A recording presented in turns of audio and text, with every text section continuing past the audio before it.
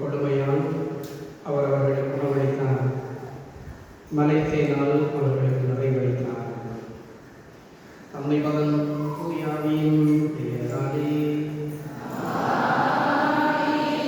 நம் ஆண்டவராகிய இயேசு கிறிஸ்துவினருளும் கடவுளினரும் தூயாவின் அப்பறம் அனைவரோடு ஒன்றும் இருப்பதாக.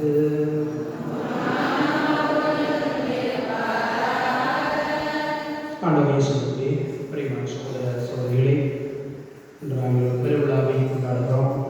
ஆண்டவர் இயேசுடைய திருவுடல் திரையிடல் திருவிழா. கன்னியாம் திருவை அகில உலக தன்னுடைய பிள்ளைகளோடு சேர்ந்து இந்த விழாவை சிறப்பிக்கிறது. ஆண்டவர் இயேசு நற்கருணையிலே உடலோடும் ஆன்மாவோடும் வீற்றிருக்கிறார். ஒரு நிறைந்த பிரசன்னம் உயிருள்ளதாக இருப்பதை அறிக்கையிடுகிறது.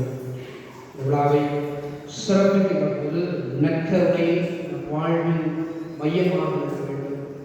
கிறிஸ்தவ வாழ்வின் ஊற்றும் குறைவுமாக நற்கருணை இருக்கிறது என்பதை நாங்கள் உணர்ந்து அந்த நற்கருணையை மனிதர்களாக எங்களை மாற்றி புதுப்பித்த மனிதர்களாக மாற எங்களை அழைக்கிறது. நாங்கள் வாழுகின்ற குடும்பத்திலும் வாழுகிற குடும்பத்திலும் சமூகத்திலும் நற்கருணையின் மனிதர்களாக வாழ வேண்டும் என்பதுதான் நமக்கு கொடுக்கிற ஆழமான சிந்தனை அழைப்பாக இருக்கிறது. நம்முடைய வாழ்விலும் நாங்கள் செய்யக்கூடிய காரியங்கள் ஒவ்வொன்றும் நற்கருணையில் பிரதிபலிக்கின்ற மனிதர்களாக இருக்க தூய பணியை கொண்டிருக்கிறோம். ஒரு புதிய வாரத்தை ஆண்டவர் அன்பின் பரிசாக கொடுத்திருக்கிறார். கடந்த வாரம் முழுவதும் ஆண்டவர்களுக்கு செய்திருக்கிற நன்மைக்கு நம்முடைய ஆசீர்வாதங்கள் நினைத்து சொல்கிறோம். நாங்கள் புதிய வாரத்தில் நாங்கள் எடுக்கிற முயற்சிகள், கொடுக்கிற உழைப்புகள் எல்லாவற்றையும் அவருடைய ஆசையின் திருப்பை நம்மை தாங்க வேண்டும் சொல்லி எங்கள் வாழ்க்கையை கேட்போம். நம்மை பணியாக நம்மை மற்றவர்களுக்காக அடுத்திருப்போருக்காக உடைக்கின்ற பிள்ளைகளாக நாங்கள் இருக்க தூய பணியிலே கேட்டுக்கொண்டார்கள். உங்களுடைய குடும்பங்களை அவர்களுடைய யாவற்றையும் இந்த தலைப்பிடம் உணர்ந்து அருள் பெற்று ஆட்சி பண்ணினார்கள். சகோதர சகோதரிகளை பணியை கொடுத்து நாங்கள் தகுதி பெறுவோம். தன்னுடைய குறை குற்றங்களை, பாவங்களை, பலவீனங்களை ஏற்றுக்கொண்டு மனம் பண்ணி ஆண்டவர்கள் மன்னிக்க வேண்டும். இல்லாமல் இறைவரிடமும்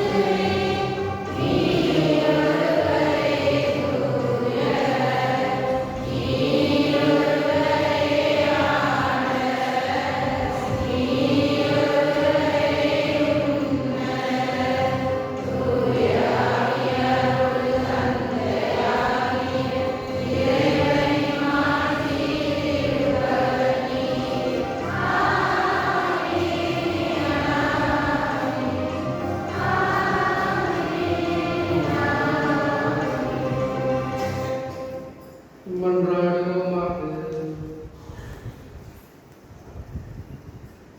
இறைவா, இந்த வியப்புக்குரிய அருளையாளத்திலே உம்முடைய பாடுகளின் எங்களுக்கு விட்டுச் சொல்றீர். உடல் திரை இரத்தமாகியவற்றின் தூய மறைபொருளை வணங்கும் நாங்கள் உம்முடைய மீட்பின் பயனை இடைவிடாமல் துய்த்துணர்ந்து மகிழ அருளினாய். தந்தையாய் இறைவனோடு தூயாமையார் நம்முடைய இறைவனாய் என்றென்றும் வாழ்ந்து ஆட்சி செய்கின்ற உம்மை மன்றாடுகின்றோம்.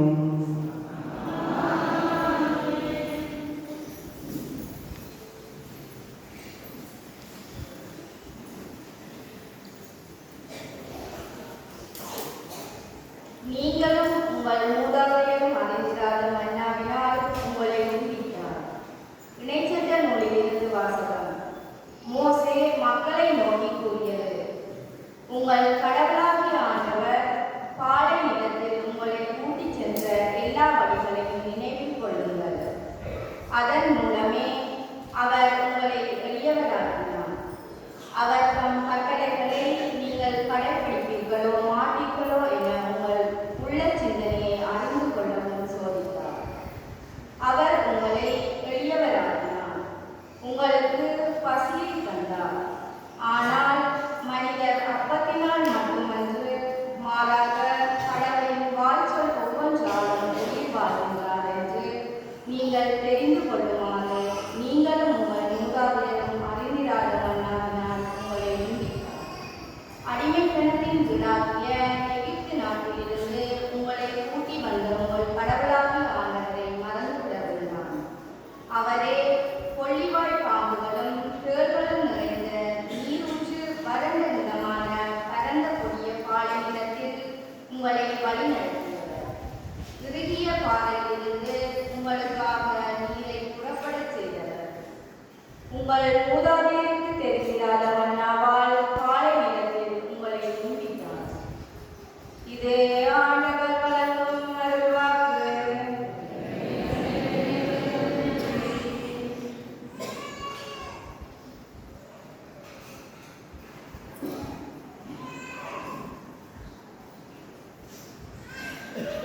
பதிலுரை பாடலுக்கு உங்கள் கல்லறியாக எருசலேமின் ஆண்டவரை போற்றுவாயாக.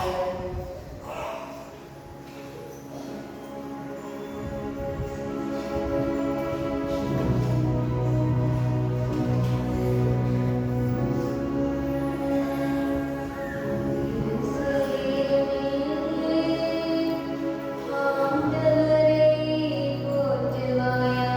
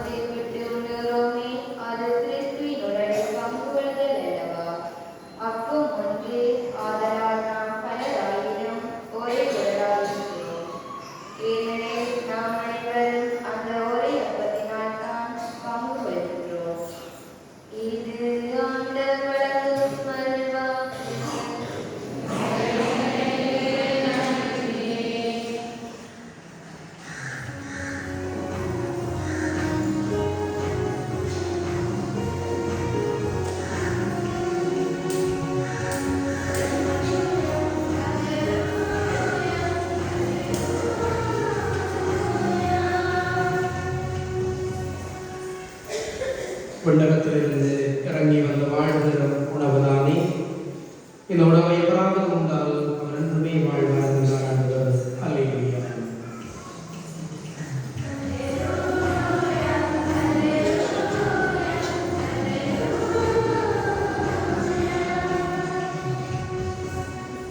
ஆண்டவர் உங்களோடு இருப்பாராக.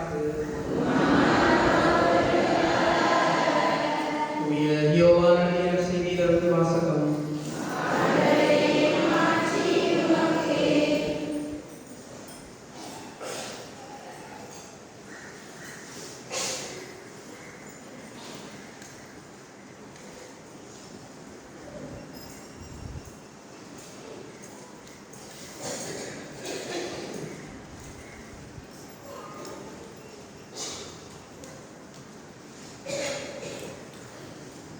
யோவானுடைய செய்தியாளர் 6 வசனங்கள் 50 முதல் 58 வரை. அக்காலத்தில் இயேசு யூதர்கள் கூட்டத்தை நோக்கி கூறியது, விண்ணகத்திலிருந்து இறங்கி வந்த வாழ்வதரம் உணவு நானே. இந்த உணவை எவராவது உண்டால் என்றுமே வாழ்வார். என்னுடைய சதையை உணவாக கொடுக்கிறேன், அதை உலக வாழ்வதற்காகவே கொடுக்கிறேன். நான் முன்பதற்கு இவர் தம்முடைய சதையை எப்படி கொடுக்க இயலும் என்ற வாக்குவாதம் அவர்களிடையே இருந்தது.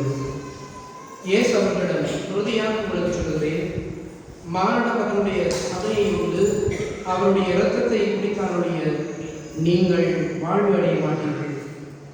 என்னுடைய சதையை உண்டு என் இரத்தத்தை குடிக்கிறவர் நிலை வாழ்வை கொண்டுள்ளார். நானும் அவரை இறுதி நாளில் உயிர்த்தெழச் செய்வேன். என்னுடைய சதை உண்மையான உணவு, என்னுடைய இரத்தம் உண்மையான பானம். என்னுடைய சதையை உண்டு எனது இரத்தத்தை குடிப்போர் என்னோடு இணைந்திருப்பர், நானும் அவர்களோடு இணைந்திருப்பேன். வாழும் தந்தை என்னை அனுப்பினார், நானும் அவரால் வாழ்கிறேன். அதுபோல் என்னை உண்போரும் என்னால் வாழ்வர். விண்ணகத்திலிருந்து இறங்கி வந்த உணவு இது நம் முன்னோர் உண்ட உணவு போன்றதல்ல. அதை உண்டவர்கள் இறந்து போனார்கள். இவ்வுணவு உண்போர் என்றும் வாழ்வர். இது கிறிஸ்து வழங்கும் செய்தி.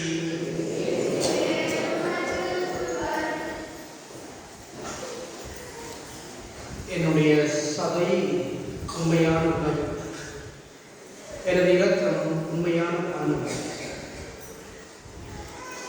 மானிட மக்களுடைய சதையை உண்டு அவருடைய இரத்தத்தை குடித்தாலே நீங்கள் வாழ்வதை இயேசுக்களே. பிரியமான சகோதர சகோதரிகளே, என்ற நாங்கள் அந்த இயேசுடைய திருவுடல் திரையிறப்பு பெறுவதாலே கொண்டாடுகிறோம். ஒவ்வொரு முறையும் நாங்கள் திருப்பலி விருந்திலே பங்கெடுக்கிற போது நாங்கள் இயேசுடைய திருவுடலை அவருடைய இரத்தத்தை பெறுகிறோம். நாங்களுக்கெல்லாம் உங்களுக்கு ரசம் கொடுக்கப்படுகிறது, விருந்திலே கொடுக்கப்படுகிறது. இயேசுடைய திருவுடலை நாங்கள் பெறும்போது அவருடைய இரத்தத்தையும் சேர்ந்து நாங்கள் பெறுகிறோம். இந்த திருவுடல் திருநத்த விழாவை நாங்கள் கொண்டாடுகிற போது நற்கருணை குறித்து நாங்கள் சிந்திக்கிறோம்.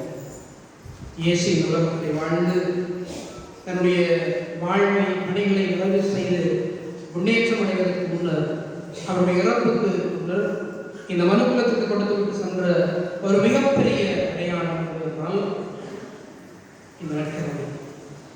தன்னுடைய இறப்புக்கு முன்னதாக தான் தேர்ந்து கொண்ட சீடர்களோடு இரவு உணவை அருந்துகிற போது அவர்களை விட்டு பிரிய மனமில்லாமல் தான் அன்பு செய்தவர்களை, தனக்குரியவர்களை, தான் நேசித்தவர்களை அந்த விருந்திலே வைத்து அவர்களுக்கு கொடுத்து சென்ற ஒரு மிகப்பெரிய பொக்கிஷம் அடையாளம் இருந்தால் அவருடைய திருவுடல் அந்த நற்கருணையை உங்களுக்கு நினைவுபடுத்துகிறது. இது என்னுடைய உடல், இது என் இரத்தம் சொல்லி அந்த அப்பத்தையும் ரசத்தையும் சீடர்களுக்கு பகிர்ந்து கொடுக்கிற போது அவர் தன்னை பகிர்ந்து கொடுத்தார் என்பதை நாங்கள் விசுவசிக்கிறோம். இதைத்தான் நாங்கள் நற்கருணையிலே கொண்டாடுவோம். இதை என்னுடைய நினைவாக இவ்வாறு செய்யுங்கள் என்ற அந்த வார்த்தைகளை இயேசு சொல்லுகிற போது அவருடைய இரண்டாவது வருகை நிகழ்கிற வரைக்கும் இந்த கொண்டாட்டத்தை நாங்கள் நினைவு கூறுகிறோம். இதை மகிழ்ச்சியோடு அனுசரிக்கிறோம். ஒவ்வொரு திருப்பலியும் இயேசுடைய பாடுகள், மரணம், உயிர்ப்பை நம்முடைய கண்முன் கொண்டு வருகிறது. தந்தையாக இறைவனுக்கு எப்பொழுதுமான ஒரே பணியை அவர் செலுத்திவிட்ட பொழுதிலும், எப்பொழுதெல்லாம் இந்த நற்கருணையை திருப்பலியை நாங்கள் கொண்டாடுகிறோமோ அந்த நேரங்கள் எல்லாம் இயேசு அவருடைய இரண்டாவது வருகை இந்த உலகத்தில் நிகழ்கிற வரைக்கும் அவருடைய மரணத்தையும் பாடுகளையும் உயிர்ப்பையும் நாங்கள் உலகத்துக்கு அறிவிக்கிறோம். அந்த நற்கருணையை நாங்கள் கொண்டாடுகிறோம். 16ஆம் வேளைக்கு திருத்தந்தையாக இருக்கும்போது 2007ஆம் ஆண்டு ஒரு அழகான சுற்றுமடலை திருவைக்கு கொடுத்தார். அந்த சுற்றுமடலுடைய பெயர் என்னவென்று சொன்னால் கரிதாதிஸ் சக்ராமென்ட் என்ற சுற்றுமடல். அன்பின் அருட்சாதம் என்ற அந்த சுற்றுமடலை எழுதுகிற போது நற்கருணையை குறித்து அவர் அதிகமாக பேசினார். அந்த சுற்றுமடலிலேயே அழகாக சொல்லுவார். நற்கருணை என்று சொல்லுகிற போது 3 காரியங்களை அவர் பேசுவார். ஒன்று நற்கருணை, அது வாழப்பட வேண்டிய மறைபொருள் என்று சொல்லுவார். முதலாவதாக அவர் சொல்லுகிறது நற்கருணை நம்பப்பட வேண்டிய மறைபொருள். இரண்டாவது கொண்டாடப்பட வேண்டிய, மூன்றாவது வாழப்பட வேண்டிய மறைபொருள் என்று சொல்லுவார். மிஸ்டேரியும் ஃபீலேயும் என்று சொல்லுவார். மிஸ்டேரியும் ஃபீலேயும் என்று சொன்னால் நற்கருணை என்று சொல்லுகிற போது நாங்கள் அதை முழு மனதோடு விசுவசிக்க வேண்டும். உள்ளத்திலே நாங்கள் ஏற்றுக்கொள்வது மாத்திரமல்ல, எங்களுடைய சிந்தையிலே அதை புரிந்து கொள்வது மாத்திரமல்ல, நாங்கள் நம்பிக்கையோடு அதை பெற்றுக்கொள்ள வேண்டும். இரண்டாவது மிஸ்டேரியும் செலிப்ராம் என்று சொல்றார். லத்தீன் மொழியில் சொல்லுகிற அந்த வார்த்தையினுடைய பொருள் என்னவென்று சொன்னால் நற்கருணை என்று சொல்லப்படுவது திருப்பலி என்று வருகிற பொழுது அது கொண்டாடப்பட வேண்டிய ஒரு மறைபொருள் என்று சொல்லுவார். நான் இன்றைக்கு ஞாயிற்றுக்கிழமை ஒரே சமூகமாக கூடி கொண்டாடுவோம். திருப்பலி என்றால் அது ஒரு கொண்டாட்டம். இது ஒரு தனிமனித நிகழ்வு அல்ல, ஒரு சமூக கொண்டாட்டமாக மாறுகிறது. இயேசுவினுடைய பாடுகள், மரணம், உயிர்ப்பை கிறிஸ்தவர்களாக நாங்கள் இணைந்து கொண்டாடுவோம். மகிழ்ச்சியினுடைய கொண்டாட்டம், நன்றியின் பகிர்வின் கொண்டாட்டம் என்பதை தாண்டி அது மகிழ்வின் ஒரு கொண்டாட்டமாக இருப்பதையும் நற்கருணை என்று சொல்கிறது. மூன்றாவது நற்கருணை வாழப்பட வேண்டிய மறைபொருள். ஆலயத்துக்குள்ளே மட்டும் நற்கருணையை நாங்கள் கொண்டாடி போவதல்ல, அல்லது ஆலயத்துக்குள்ளே இணைகிற போது மட்டும் இந்த நற்கருணை குறித்து சிந்தித்துவிட்டு நம்பிவிட்டு போவதல்ல. நம்பிக்கை மட்டும் நற்கருணை குறித்து சொல்லுகிற போது போதாது, அதை கடந்து வாழ்வோடு உடைகிறதாக நற்கருணை என்று சொல்கிறார். மிஸ்டேரியும் வீல் என்று சொல்கிறார். மிஸ்டரி ஆஃப் லைஃப் என்று சொல்கிறார். அதாவது எங்களுடைய வாழ்வை இந்த நற்கருணை புரட்டி போட வேண்டும். அது முதலாவதாக திருத்தந்தை சொல்லுகிற வருகிற போது நற்கருணை நம்பப்பட வேண்டிய மறைபொருள். இன்றைக்கு நாங்கள் திருவுடல் திருநெடுக்க பெருவிழாவை கொண்டாடுகிறோம். இந்த நற்கருணை பற்றி எங்களுக்கு இருக்கிற பக்தி, இந்த நற்கருணை மீது எங்களுக்கு இருக்க மரியாதை, நற்கருணைக்கு நாங்கள் கொடுக்கிற ஆராதனை என்று சொல்லி பார்க்கிறோம். இன்றைக்கு எங்களுடைய முதல் நன்மை, நாங்கள் முதல் நன்மை பெற்ற நாளை எண்ணி பார்க்கிறோம். முதல் நன்மைக்கு எங்களை ஆயத்தம் செய்கிற போது எவ்விதம் இந்த நாளுக்காக தங்களை தயாரித்திருக்கிறோம். இந்த நாட்களிலே முதல் நன்மைக்கு பிள்ளைகள் தங்களை தயார் செய்கிறார்கள். அதிகமாக வழக்கில் படிக்கிற பிள்ளைகள், அவர்களை கற்பிக்கிற ஆசிரியர்கள் நம்முடைய அரசோதையோடு பேசுகிற போது அவர்கள் சொல்வார்கள், மிக ஆர்வமாக இந்த முதன்மை வகுப்புகளிலே பிள்ளைகள் பங்கெடுப்பார்கள். இந்த ஆயத்த வகுப்புகளை தாண்டி அந்த முதன்மை கொண்டாட்டம் மிகச் சிறப்பான பங்குகளை எங்களுடைய பங்குகளில், எங்களுடைய பங்கில் மாற்றமல்ல, ஏனைய பங்குகளில் நாங்கள் பார்த்திருக்கிறபடி நாங்களும் இந்த கொண்டாட்டங்களுக்கு போய் முதன்மை கொண்டாட்டம் என்றால் அது ஒரு குடும்பத்தினுடைய விழாவாக, ஒரு சமூகத்தினுடைய விழாவாக இருக்கும். காரணம், ஆண்டவர் இயேசுவை முதல் முறையாக பெற்றுக் கொள்கிறது. என்னுடைய சகோதரன் சகோதரி பெற்றுக் கொள்கிறார்கள் என்று குடும்பத்தவர்கள் இணைந்து அந்த கொண்டாட்டத்தை சிறப்பிப்பார்கள். அந்த வருடம் கடந்து இன்னொரு வருடத்தில் அவர்கள் முன்னோர்கள் 4ஆம் ஆண்டு தரம் 4 இருக்கிறவர்கள் கிட்டத்தட்ட 9 வயது இருக்கிறார்கள். முதன்மை அரசாங்கத்தை பெறுவார்கள். அவர்கள் 10 வயது, தரம் 5, தரம் 6 என்ற அந்த படிநிலைகளை கடக்கிறவர்கள் நாங்கள் எவ்விதம் இந்த நற்கருணைக்காக தங்களை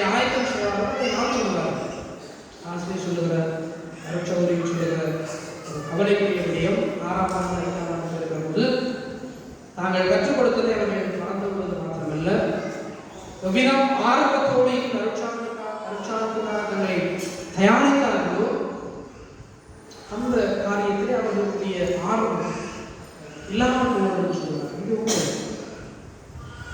இதனுடைய நம்பிக்கை சார்ந்ததாக எங்களுடைய நம்பிக்கை இல்லாத ஒரு காரியத்தை குறித்து காட்டுவதை தான் நாங்கள் பார்க்கிறோம். திருப்பலிக்கு வர மாட்டாங்க அல்லது திருப்பலிக்கு வருவார்கள் என்று சொன்னால் ஒரு பழக்கமாக வளமையாக நடக்கக்கூடிய காரியமாக இந்த இரட்டையை பெறுகிறதை நாங்கள் பார்க்கிறோம். நாங்கள் இந்த கட்டங்களை கடந்துதான் வந்திருக்கிறோம். நாங்கள் எங்களை கேட்டு பார்க்கிறோம். இந்த உலகத்தை ஆளுகிற கடவுள் இந்த இரட்டையிலே எங்களுக்காக வீற்றிருக்கிறார். உயிரோட இந்த கடவுளை எங்களுடைய உள்ளத்துக்குள்ளே உலகத்திலே பெறுகிற நாங்கள் பாக்கியம் பெறுகிற அந்த தயாரிப்பிலே வளர்ந்த நாங்கள் இன்றைக்கு ஒவ்வொரு திருப்பலியிலையும் பங்கெடுக்கிற போது அந்த உணர்வை எங்களுக்குள்ளே கொண்டிருக்கிறோம். இரட்டையை எடுத்த பின்னர் நாங்கள் எவ்விதம் அந்த இரட்டைக்கு ஆசாரம் செய்கிறோம், இந்த இரட்டைக்கு மதிப்பு கொடுக்கிறோம், அதை பக்தியோடு பெறுகிறோம். தகுதியான முறையிலே இந்த இரட்டையை நாங்கள் பெற்றுக்கொள்கிறோம். ஆண்டவர் இயேசுவை எங்களுடைய வாழ்வில் பெறுகிறோம் என்று கேட்டுக்கொள்கிறோம். விழா கொடுக்கிற ஒரு பெரிய அழைப்புகளாக பகுதியான முறையிலே ஆண்டவர் இயேசுவை நெற்ற முறையிலே பெற்றுக்கொள்கிறோம். ஒரு முறை ஒரு இளைஞர் கத்தோலிக்க விசுவாசத்திலே வளர்ந்தவன் 28-30 மதிக்கத்துக்கு அந்த இளைஞருக்கு ஒரு சந்தேகம். தினமும் திருப்பலியை பங்கெடுக்கிறவர், ஆலயத்துக்கு செல்லக்கூடியவன், மறையுறைகளை ஆரம்பமாக இருக்கிறவன். இந்த இளைஞருக்கு இருந்த சந்தேகம் என்னவென்று சொன்னால், நான் பங்கெடுக்கிற திருப்பலிகள், இருக்கிற மறையுறைகள், பங்கு பெற்றுகிற வழிபாடுகள் எல்லாம் என்னுடைய வாழ்க்கையில் எந்த மாற்றத்தை உண்டு பண்ணியிருக்கிறது, எனக்குள்ளே எந்த மாற்றத்தை நான் காணவில்லை.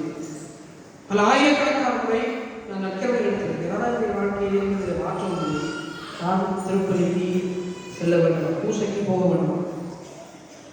இப்படியாக சிந்தித்த இளைஞர் கத்தோலிக்க பத்திரிகை ஒன்றுக்கு கடிதம் எழுதினார். வாசகர்கள் வாசிக்கக்கூடிய அந்த பகுதிக்கு கத்தோலிக்க பத்திரிகை ஆசிரியரை நோக்கி அவர் கடிதம் எழுதினார். தனக்குள் இருந்த உள்ள உணர்வுகளை கத்தோலிக்கனாக தான் கடைபிடிக்கிற காரியங்களை எல்லாம் சொல்லி, இந்த மறைபொருளிலே நான் கடைபிடிக்கின்ற விசுவாச கொண்டாட்டங்களிலே எந்த விதமான மாற்றமும் என்னுடைய வாழ்வில் ஏற்படவில்லை என்ற ஆதங்கத்தை, கவலையை அந்த கடிதத்திலே எழுதி பத்திரிகை ஆசிரியர் கலந்தார். அந்த கத்தோலிக்க பத்திரிகை ஆசிரியரும் இந்த இளைஞர் எழுதிய கடிதத்தை பிரசுரித்தார். இந்த கடிதத்தை வாசித்த அந்த பங்கை சார்ந்தவர்கள், ஏனைய கத்தோலிக்கர்கள் எல்லாம் அவர்கள் எழுதியதை குறித்து சிந்தித்தார்கள். ஒரு சாரர் சொன்னார்கள், இந்த இளைஞர் சொல்வது நியாயம் இருக்கிறது. நாங்களும் பூசைக்கு போகிறோம், கத்தோலிக்க தேர்ச்சி சொல்லுகிற கடமைகளை, ஆன்மீக காரியங்களை எல்லாம் நாங்களும் பின்பற்றுகிறோம். நாங்களுடைய வாழ்க்கையில் இந்த மாற்றங்கள் இல்லை. இந்த இளைஞர் சரியாகத்தான் சொல்லியிருக்காங்க சொல்லி ஒரு சாரார் இந்த பத்திரிகையை படிச்சிருந்தார். இந்த பத்திரிகை ஆசிரியருக்கு அவர்கள் பதில் கடிதம் அனுப்புகிறார். இந்த இளைஞர் எழுதிய கடிதத்துக்கு யாரும் தெரியாதவர்கள், இந்த இளைஞர் எழுதிய கடிதத்தை பார்த்தவர்கள் பத்திரிகை ஆசிரியருக்கு அவர்கள் தங்களுடைய பங்கு கடிதம் எழுதுகிறார். இன்னும் ஒரு சாரார் அவர்கள் தங்களுக்குள்ளே நொந்து கொள்கிறார்கள். இந்த இளைஞர் சொல்வது முற்றிலும் தவறானது. ஒரு கத்தோலிக்க பாரம்பரியத்தை கொண்டிருக்கிற இளைஞர், எத்தனையோ திருப்பலிகளை பங்கு பெற்றிருக்கக்கூடியவன், எப்படி அவசரமையாக நற்கருணையை பற்றி சொல்ல முடியும், திருப்பலியை பற்றி பேச முடியும், இந்த திருப்பலியின் ஆற்றல் அதை குறித்து அவன் குறைவாக பேச முடியும், சொல்ல முடியும் என்று சொல்லி தன்னுடைய ஆதங்கத்தை தங்களுக்குள்ளே பேசிக் கொண்டார்கள். அவர்களும் தன்னுடைய பங்குக்கு ஒரு கடிதத்திலே நற்கருணையிலே நாங்கள் இயேசுவை சந்திக்கிறோம், நாங்கள் பங்கெடுக்கிற திருப்பலிகளிலே நாங்கள் பயனை பெறுகிறோம், அந்த ஆற்றலை, திருப்பலி வல்லமையை, அருளை நாங்கள் நிறைவாக நம்முடைய வாழ்க்கையை அனுபவிக்கிறோம் என்று சொல்லி இன்னும் ஒரு சாரார் கடிதம் எழுதுகிறார். இப்படியாக மாறி மாறி பத்திரிகை ஆசிரியருக்கு கடிதம் எழுதப்படுகிறது. இந்த பதில்களும் பத்திரிகையிலே பரிசோதிக்கப்படுகிறது. இந்த கருத்துக்களுக்கு எல்லாம் முற்றுப்புள்ளி வைக்க வேண்டும் என்று சொல்லி 70 வயது முதிர்ந்த ஒரு மனிதன் தன்னுடைய பங்குக்கு கடிதம் எழுதுகிறார். கத்தோலிக்க விசுவாசத்தை வளர்ந்து அவர் இப்படி எழுதுகிறார், நான் ஒரு கத்தோலிக்கன், என்னுடைய இளமை முதல் திருச்சபையை சொல்லுகிற காரியங்களை எல்லாம் நான் கடைபிடித்து வந்திருக்கிறேன். அருட்சாதனை நான் பெற்றிருக்கிறேன். பலமுறை திருப்பலிகளுக்கு நான் சென்றிருக்கிறேன். எங்கெல்லாம் உரையாடத்தை கேட்க முடியுமோ அங்கெல்லாம் சில உரையாடத்தை நான் சென்றிருக்கிறேன். ஆனால் என்னுடைய வாழ்க்கையிலும் இந்த திருப்பலி அருட்சாதனைகள் பலன் கொடுத்திருக்கிறது. எப்படி என்று சொன்னால் 70 ஆண்டுகளாக நான் பிறந்ததிலிருந்து நான் உட்கொண்ட உணவுகள் என்னை உயிரோடு வைத்திருக்கிறது. நான் இன்றைக்கு உயிரோடு இருக்கிறதுக்கு காரணம் என்னவென்றால் என்னுடைய தாயார் எனக்கு சமைத்து கொடுத்த உணவுகள், நான் திருமணமான பின்னர் என்னுடைய மனைவி எனக்கு சமைத்து கொடுத்த உணவுகள் எல்லாம் நான் உயிர் வாழ்வதற்கு காரணமாக இருக்கிறது. நான் இந்த 70 ஆண்டுகளை திருப்பி பார்க்கிற போது நீங்கள் என்னை பார்த்து கேட்பீர்கள் என்றால், இந்த 70 ஆண்டுகளுக்கு நீ உட்கொண்ட உணவுகளை பற்றி சொல்லு. ஏன் கடந்த வாரம் நான் உட்கொண்ட உணவுகளை பற்றி நீங்கள் சொல்ல கேட்டால் நான் சொல்ல முடியாது. ஆனால் நான் உட்கொண்ட உணவுகள் என்னுடைய உடலுக்குள்ளே சென்றதெல்லாம் என்னை உயிரோடு இருப்பதற்கு தூண்டி இருக்கிறது, எனக்கு வலுவை தந்திருக்கிறது, வலிமையை தந்திருக்கிறது. நான் உட்கொண்ட இந்த சாதாரண உணவால் உயிர் வாழ்கிறேன் என்று சொன்னால் நான் பெற்றுக்கொண்ட இந்த நற்கருணை எனக்கு ஆன்மீக ஊக்கம் தந்திருக்கிறது. இற்றை வரைக்கும் நான் உயிரோடு இருப்பது மாத்திரமல்ல, மகிழ்ச்சியோடு நான் வாழுகிற குடும்பத்தோடு அன்போடு அமைதியை அனுபவிக்கவும், சமாதானத்தை மற்றவர்களுக்கு கொடுக்கவும், நல்ல மனிதனாக என்னுடைய குடும்பத்திலும் சரி, என்னுடைய குடும்பத்திலும் சரி, சமூகத்திலும் சரி வாழ்வதற்கு எனக்கு உதவி செய்திருக்கிறது என்று சொன்னால் இந்த நற்கருணை. இப்படியாக நம்முடைய சிந்தனைகளை, கருத்துக்களை, அனுபவங்களை அந்த கடிதத்திலே எழுதி அவன் அந்த மனிதர் பத்திரிகை அனுப்புகிற போது அந்த பத்திரிகை ஆசிரியர் அந்த கடிதத்தை பிரசுரிக்கிறார். இந்த நற்கருணை குறித்த, திருப்பலி குறித்த விளக்கு எழுதிய அந்த காரியங்களுக்கான பதில்கள் முழுவதுமாக கொடுக்கப்பட்டு அன்றிலிருந்து அந்த சந்தேகங்கள் அந்த தமிழிலிருந்து அந்த குடும்பத்திலிருந்து நீங்கியதை ஒரு பத்திரிகையை படித்தேன். பரவாயில்லை, இந்த நற்கருணை குறித்து சொல்லிக்கிற போது முந்த எங்களுக்கு இருக்க வேண்டிய காரியம், நாங்கள் நம்பிக்கையோடு விசுவாசத்தோடு இந்த அருட்சாதனத்தை அணுகுகிறோமா? தகுதியான முறையிலே நாங்கள் இயேசுவை பெற்றுக்கொள்கிறோமா? குழந்தைகளுடைய திருமோதிலே சின்ன கணவன் சொல்வார், எவரவன் தகுதியான முறையிலே நற்கருணையை உட்கொள்ளவில்லையோ அவன் கடவுளுடைய உடலுக்கு எதிராகவும் தனக்கு எதிராகவும் பாவம் செய்து கொள்கிறான். நற்கருணைக்கு எதிராகவும் பாவம் செய்து கொள்கிறான். தகுந்த ஆயத்தத்தோடு நற்கருணையை உட்கொள்ளாத போது நாங்கள் கடவுளுக்கு எதிராக பாவம் செய்கிறோம். நாங்கள் எங்களுக்குள்ளேயே அழிவை வருவித்துக் கொள்கிற, தீமையை வருவித்துக் கொள்கிற மனிதர்களாக மாறுகிறோம்.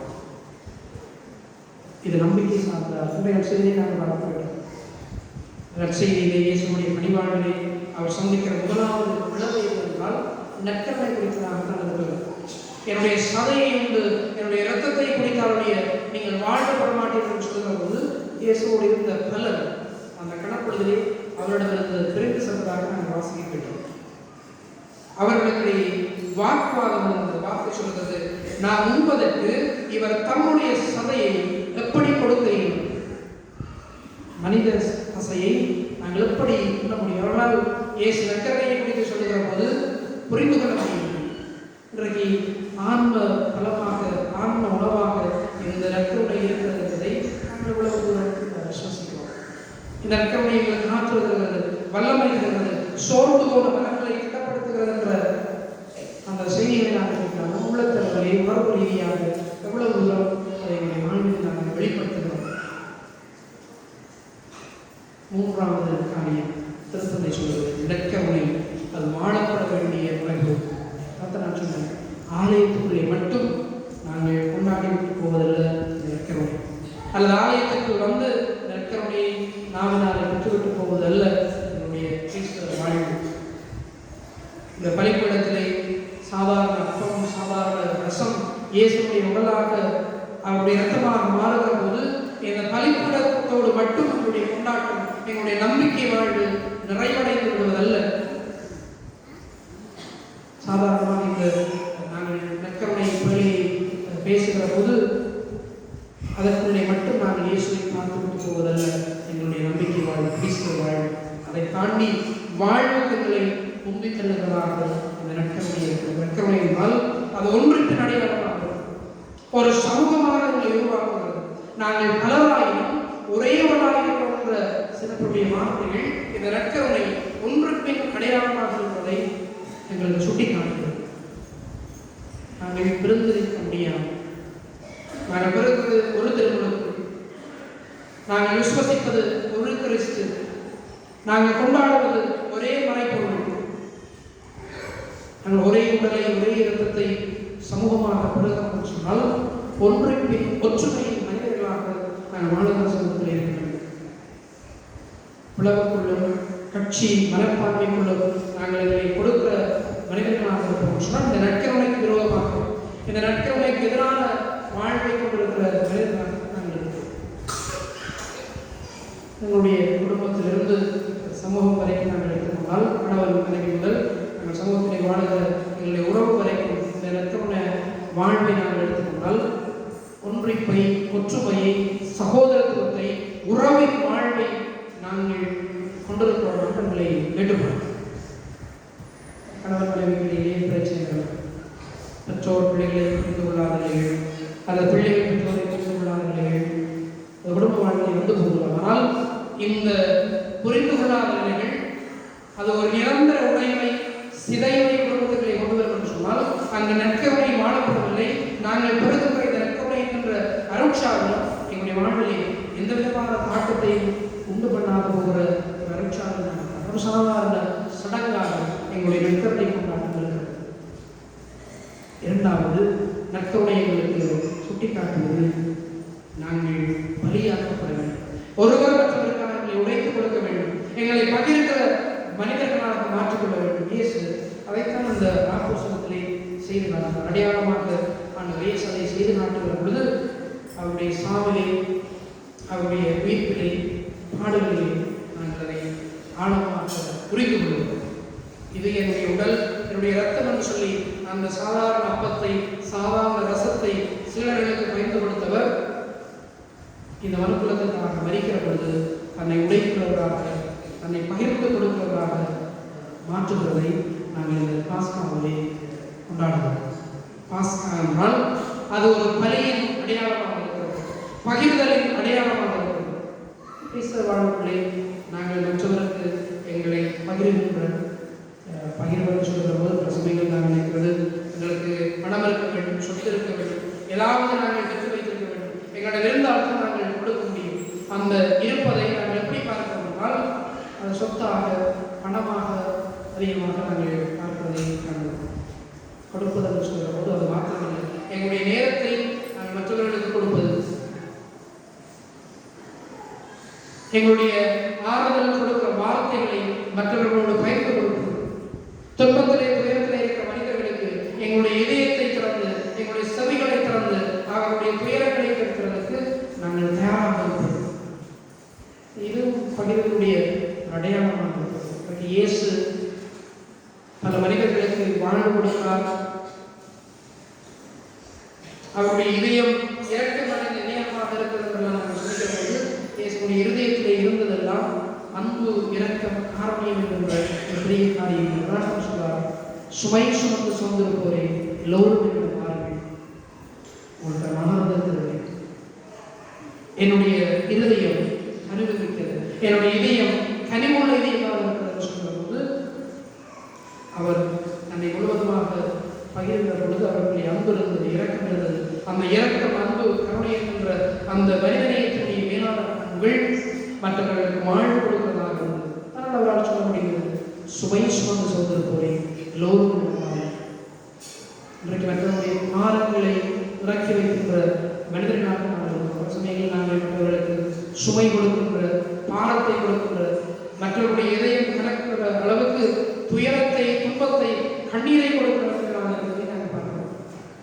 நற்கருணை மனிதர்கள் என்றால் நாங்கள் மற்றவர்களுக்காக வாழுகிறவர்களாக மாற்றிக்கொள்கிறோம், மற்றவர்களுக்காக எங்களை பகிர்கிற மனிதர்களாக இருக்க வேண்டும்.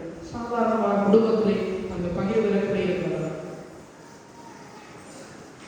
கணவன் மனைவியாக திருமண வாழ்வில் இணைந்திருக்கிற நாங்கள் இன்பத்திலும் துன்பத்திலும் உடல் நலத்திலும் நான் ஒருவர் மற்றவருக்கு பிரமாணிக்கமாக இருப்பேன், ஒருவர் மற்றவரை மதிக்க நான் தயாராக இருக்கிற நாங்கள் வாக்கு கொடுக்கிறோம். இறுதி வரை எங்களுடைய திருமண வாழ்விலே, குடும்ப வாழ்விலே அதை கடைபிடிக்கிறோம். எடுத்ததுக்கும் நமக்கு பிரச்சனை சின்ன சின்ன காரியங்களாக இருக்கும்.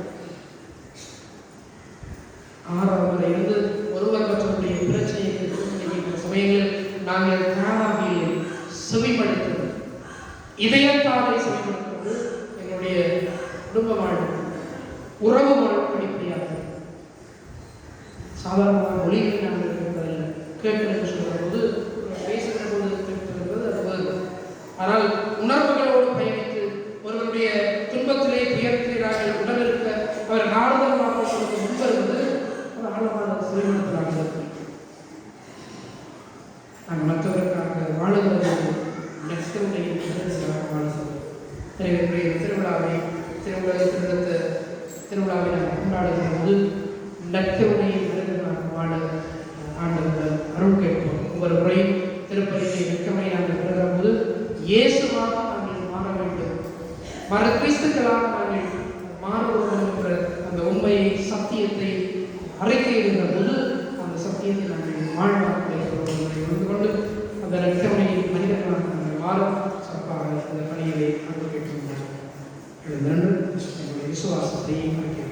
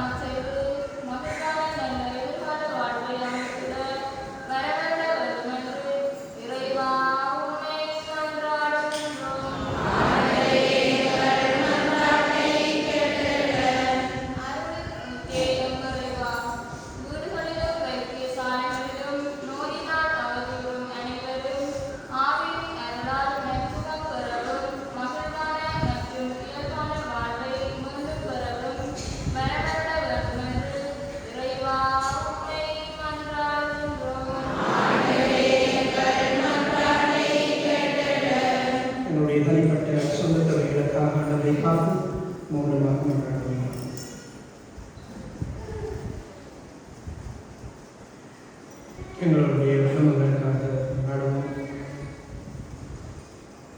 குடும்ப வாழ்வில் அன்பு, அமைதி, நாங்கள் கொடுக்கிற மேலான சமாதானம் குடும்பப்பட வேண்டும் என்று நம்முடைய குடும்பத்திலே நிறைவான மகிழ்ச்சி தங்க வேண்டும் என்று சொல்லி நாடுவோம்.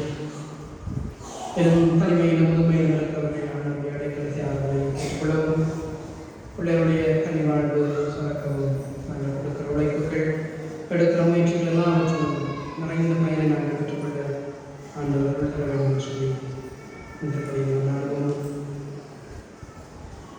இன்னும் யாரெல்லாம் உங்களுக்காக சொல்லிக்கொள்ள சொல்லி கேட்டுக்கொள்ள கருத்துக்களுக்காக குடும்பங்களை பிரிந்தெடுத்தவர்கள் ஒன்று சேரவும், குடும்ப வாழ்வின் மேன்மையை மகிமையை உணர்ந்து அன்புறவில் தோழமையில் கணவன் மனைவி வாழ்வை கொண்டு சொல்ல ஆண்டவர்களை ஆதரவு வழிநடத்த வேண்டும் சொல்லி குடும்பங்களுக்காக தம்பதியருக்காக சொல்ல நாட்டிக்கொள்வோம்.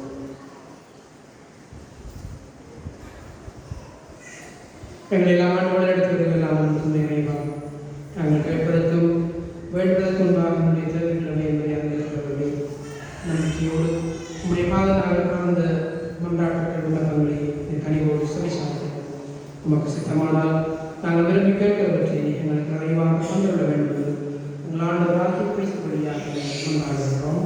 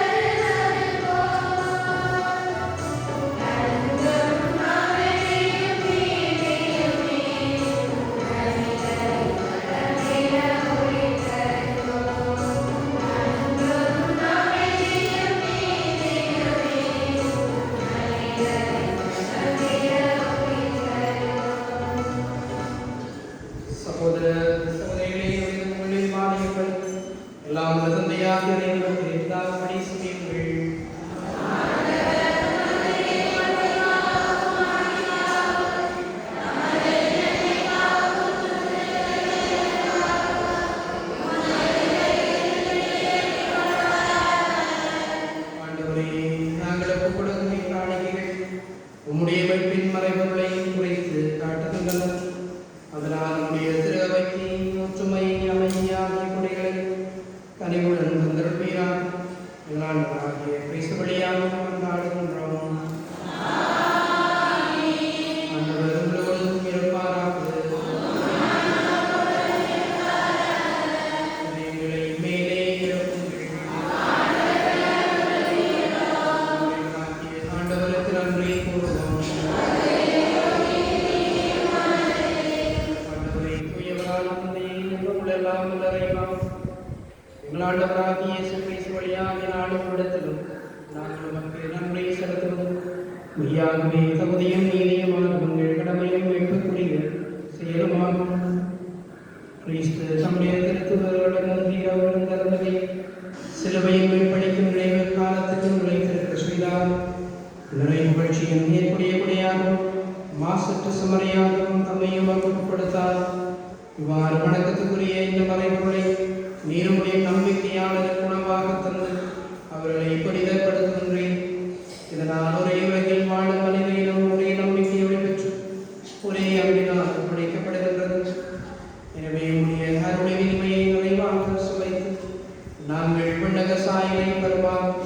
இத்துணை வியப்புக்குரிய விளையாடத்திலிருந்து நாங்கள் பங்கு பெறுகின்றோம். ஆகவே விண்ணகத்திலும் மண்டகத்திலும் உள்ள அனைத்தும் உம்மை தொழுது வணங்கி புதியதொரு பண்பாடுகின்றன. வானந்தர்களின் அடிகள் அனைத்தோடும் நாங்கள் சேர்ந்து முடிவின்றி பறை சாற்றி சொல்லுவதாவது: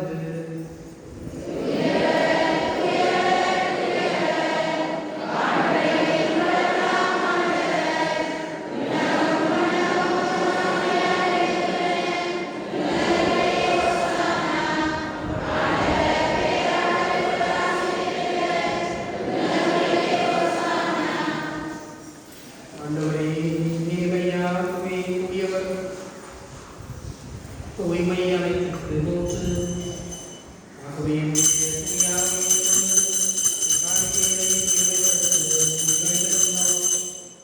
இவ்வாறங்களான இயேசு இறக்கமுமாம் எங்களுக்கு மாறுவனமாக இவர் பாடுபட குளம் கரைந்து தம்மை கையளித்த போது அப்பத்தை எடுத்து நன்மை செலுத்தி தம் சிலர்களுக்கு கூறியதாவது: அனைவரும் இதிலிருந்து பெற்று உண்ணுங்கள், ஏனெனில் இது உங்களுக்காக கையளிக்கப்படும் என் உடல்.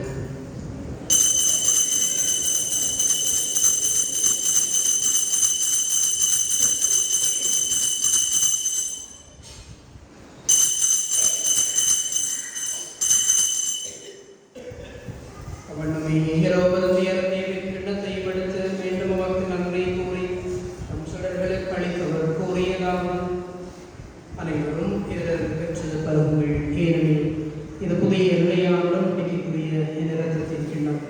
இது பாவ மன்னிப்பு கண்டு உங்களுக்காகவும் எல்லோருக்காகவும் சிந்தப்படும். இதை நினைவாக செய்யுங்கள்.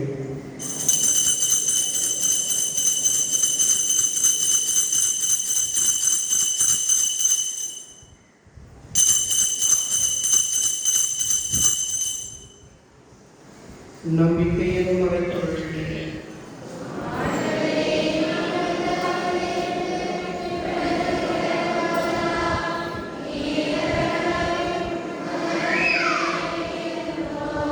ஆகவே ஆண்டவரை நாங்கள் பிணையங்களையும் போதும் வாழ்வதன் நோக்கத்தையும் வெளிப்படுத்தும் இடத்தையும் ஒப்புப்படுகின்றோம். உமக்குடைய உரிய தகுந்தவர்களை ஏற்றுக்கொண்டீர். எனவே உமக்கு நன்றி செலுத்துகின்றோம். மேலும் கிறிஸ்துவின் உடலில் இரத்தத்திலும் குழம்பங்களை தூயாமையாகவும் சேர்க்க வேண்டும் என்ற கடமைகள் கொண்டாடுகின்றோம்.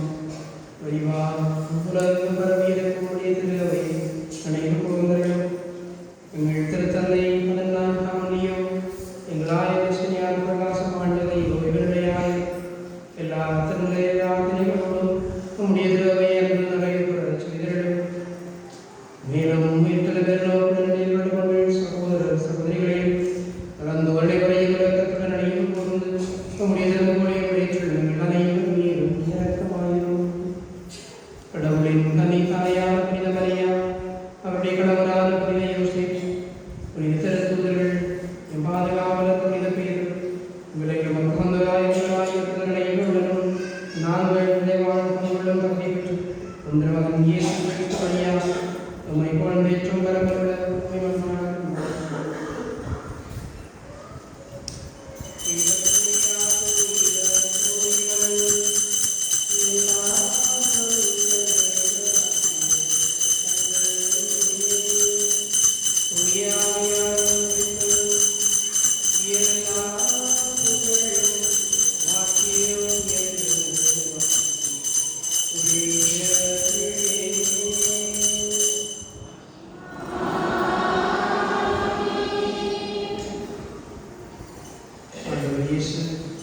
கடவுளை இறைவனை பாவங்களை நடக்கின்ற உரிமையை எங்களுக்கு கொடுத்திருக்கிறார். பிள்ளைகளுக்குரிய உணர்வோடும் உரிமையோடும் ஆண்டவர் இயேசு தம்முடைய சீடர்களுக்கு கொடுத்த சுகத்திலே நாங்களும் கரங்களை வைத்து நம்பிக்கையோடு சொல்லுவோம்.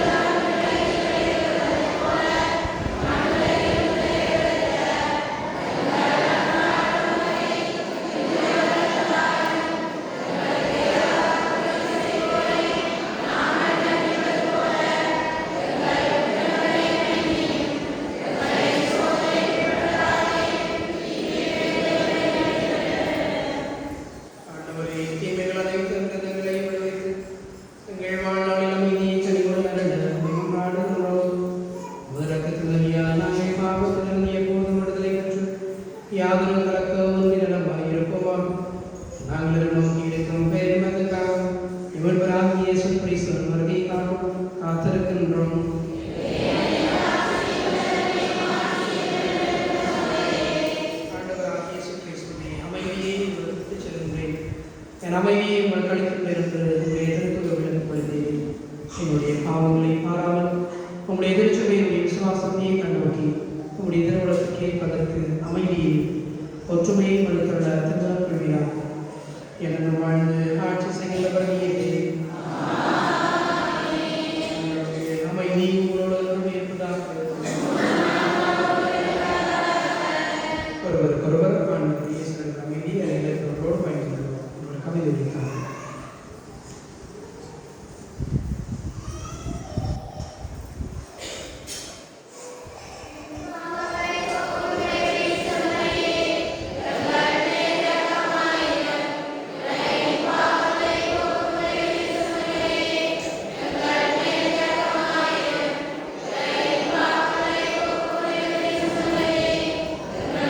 அமைதி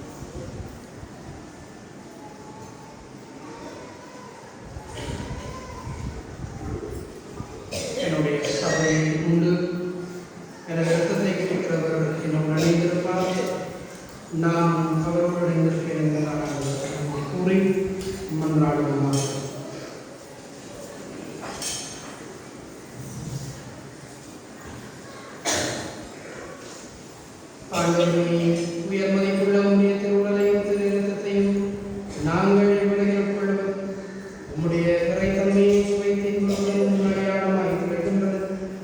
அதனால் நாங்கள் அப்பெருமத்தில் என்றென்று மகிழ்ந்திருக்க விரும்புகிறார். எங்கள் ஆண்டவராகிய கிறிஸ்து வழியாக மன்றாடுகின்றோம். ஆண்டவரோடு இருப்பாராக.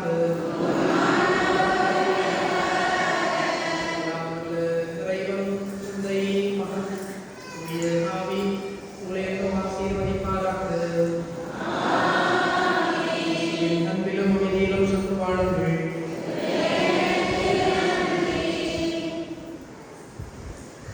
அரங்கத்தில் அமர்ந்திருப்போம்.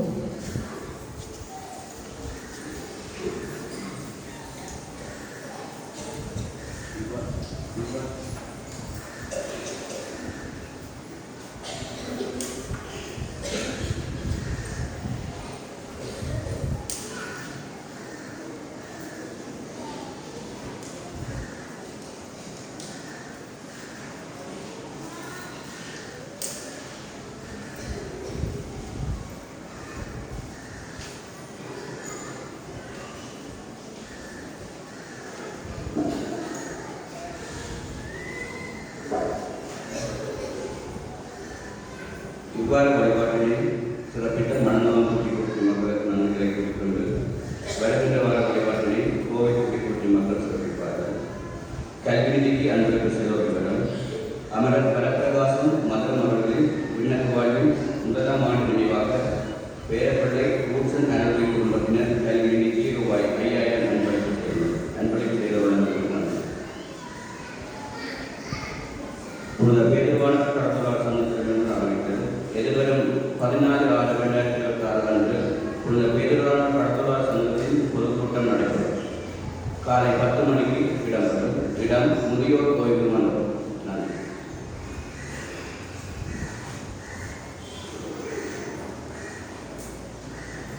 வார திருப்பணிகள் பெற்றவர்கள் நாளை திங்கள் மற்றும் புதன் வெள்ளி சனி ஆகிய நாட்களில் காலை 6 மணிக்கு இவ்வாலயத்திலும் எதிர்வரும் செவ்வாய் வியாழன் ஆகிய நாட்களில் 1ஆம் மற்றும் 13ஆம் அன்பிய வலயங்களில் மாலை 5:30 மணிக்கு அன்பிய திருப்பலி இடம்பெறும். அவர்களே அன்பிய திருப்பலியை பற்றி நினைவுபடுத்த விரும்புகிறேன். 13 அன்பியங்கள் இருக்கின்றன. என்னுடைய பங்கை பொறுத்தளவில் 13 அன்பிய வலயங்களாக அன்பிய குடும்பங்கள், இந்த பங்கின் குடும்பங்கள் பிரிக்கப்பட்டிருக்கிறார்கள்.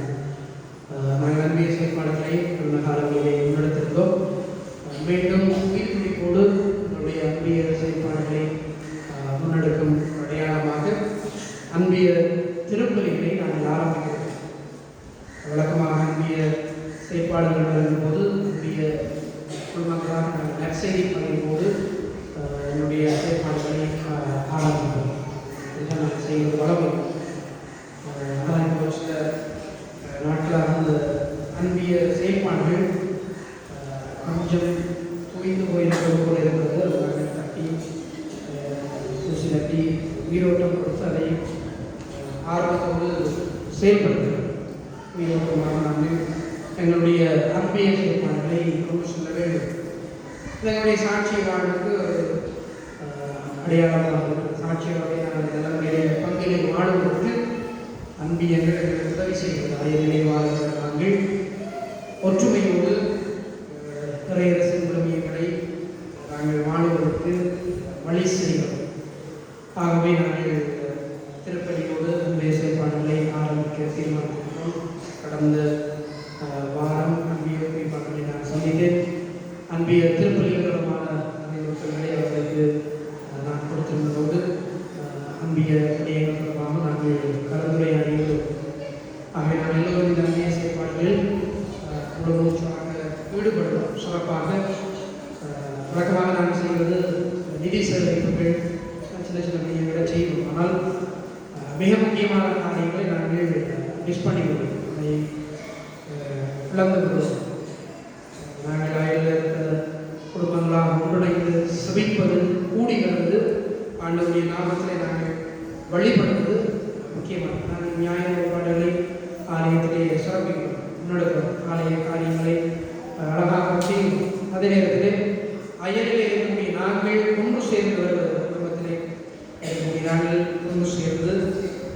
அன்பியமாக சார்ந்திருக்கிறோம். அந்த அன்பியத்திலே கூடி வருவது, கூடி சுவிப்பது சிறப்பான.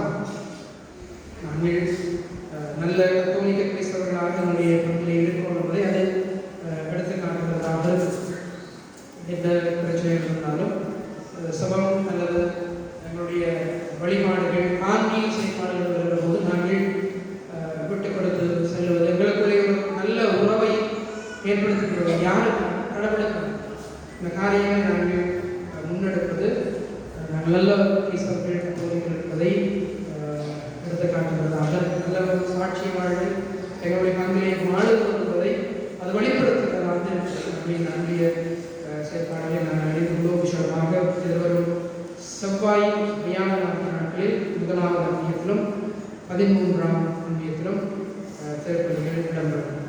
செவ்வாய்க்கிழமை 1ஆம் அன்பியத்திலும் வருகிற வியாழக்கிழமை 13ஆம் அன்பியத்திலும் திருப்பலிகள் இடம்பெறும்.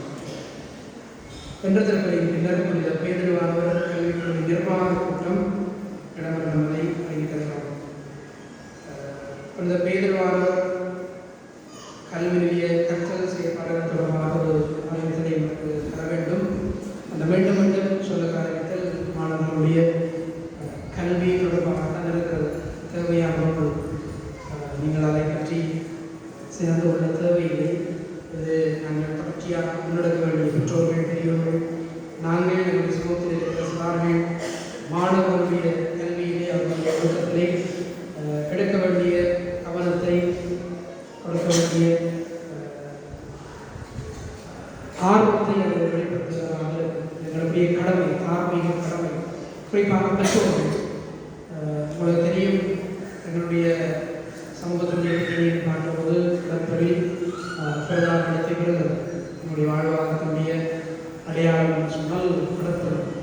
இந்த கடற்பொழிலில் ஈடுபடுகிற ஆண்கள், என்னுடைய குடும்பத்தவர்கள் சிரமங்களை சந்திக்கிறார்கள். குறிப்பாக அவருடைய தொழிலிலே உதவி செய்வது, தொழிலிலே என்னுடைய பங்களிப்பது, குடும்ப தலைவர்களாக பெண்களாக இருக்கலாம், பிள்ளைகளாக இருக்கலாம், பங்களிப்பு செய்வது தவிர்க்க முடியாமல் நாங்கள் கூலிக்கு பிடித்து செய்ய முடியாது.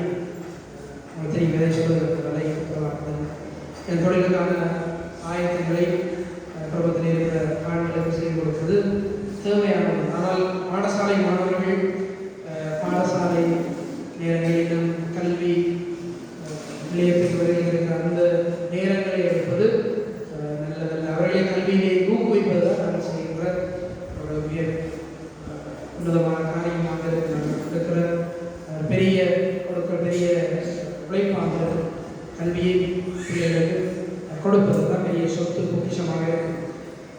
இந்த நாட்களில் சோழகம் தொடங்கியிருந்து கடன் கட்டுறது எப்படி அதிகமான வேலை கேட்டால் அம்மா மேலே கேட்டால் சொல்லியிருக்காங்க. என்னுடைய கணவன்மாருக்கு அதில் அதிகமாக உதவி செய்கிறாங்க. எங்களுக்கு நேரம் இல்லை. காலை கடமையில் நாங்கள் செய்தாலும் வீட்டுக்கிழமைகள் அதிகமாக இருக்கும். அது நல்லது. பிள்ளைகளும் பெற்றார்களுடைய கஷ்டங்களை புரிந்து கொள்வது நல்லது. நம்முடைய வேலைகளிலே நம்முடைய கஷ்டங்களிலே உதவி என்பது தேவையானது. ஆனால் அவர்கள் கல்வியை புறந்தள்ளி அல்லது கல்வியை இரண்டாம் தரமாக கருதி தொழிலை அல்லது உங்களுக்கு உங்களுடைய தொழிலில் உங்களுக்கு உதவி செய்வது பிரதானமாக போக முடியாது. அதை தயவு செய்து கல்வியை குறிப்பாக கல்வி நிலையத்துக்கு அவர்களை அனுப்புவது, மாநில கல்விகளில் அவர்களை ஊக்குவிப்பதற்கான காரியத்தை நீங்கள் கவனம் எடுத்து கருத்தோடு மாற்றங்களோடு கேட்டுக்கொள்ள வேண்டும். இன்னொரு அறிவித்தல் எங்களுடைய திருப்பலி சார்ந்தது மிக முக்கியமானது. எங்களுடைய திருப்பலியிலே காணிக்கை கொடுப்பது வழக்கம். அதிகமாக திருப்பலியிலே காணிக்கை கொடுக்கிறோம். காணிக்கை நேரம், காணிக்கை பகுதி என்பது எங்களுக்கு தெரிந்திருக்கிற வேண்டிய சில சமயங்கள் நாங்கள் மறந்து போகிறோம். மறைவுடைய கொண்டாட்டங்கள் அதற்கு பின்னர் நாங்கள் பணியாக காணிக்கையை எழுதி கொடுக்கிறோம். சிலர் மறந்து போகிறோம். சில சமயங்கள் சிலர் நடக்கிறது தெரியல. சில சமயங்களில் அதை மறந்து போகிற சூழலில் நாங்கள் அந்த பகுதி கடந்து திருப்பி இன்னொரு பகுதி ஆரம்பிக்கிற போது அவருக்கு வருகிறோம். அதிகமாக 4வது பகுதியில் இதை நாங்கள் மறக்க முடியாது. காணிக்கை நேரங்களில் மாற்றி நீங்கள் காணிக்கையை கொண்டுவருமாறு அன்போடு கேட்டுக்கொள்கிறேன்.